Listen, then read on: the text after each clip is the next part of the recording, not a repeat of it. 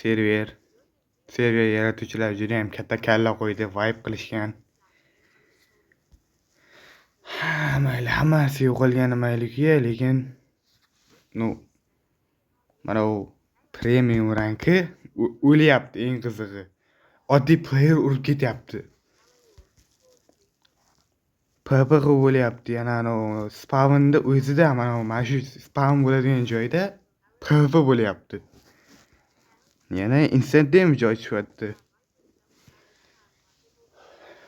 Keyin mana bu yerdan qochaman deb mana shu kreativlar o'lmaydi faqat.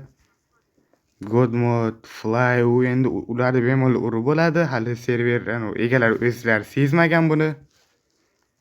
Bu yerda hamma kelishyapti. Mana bu yerda 7 marta o'ldim bu yerdan qochaman deb.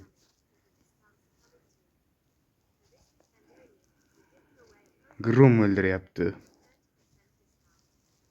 Asfabga borsam bo'ladi, prosess kreativlar yana bo'lsa, instant damage ochyapti. Hozir meni tayoq olaydi.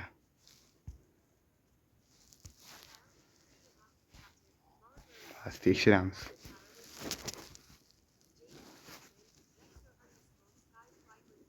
Qo'lim ham qaltirab qoldi, bor qo'shaman deb.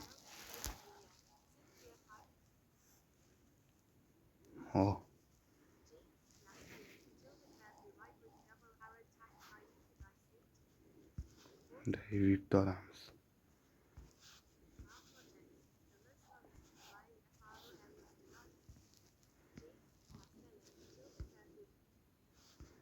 Tak, activity no. Fire interaction, fire water flow. PvP mod no ku. PvP mod no. Explosion no. Free door opening no.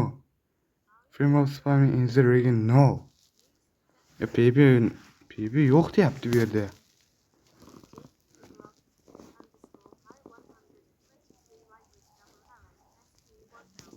PvP yo'q deyapti lekin.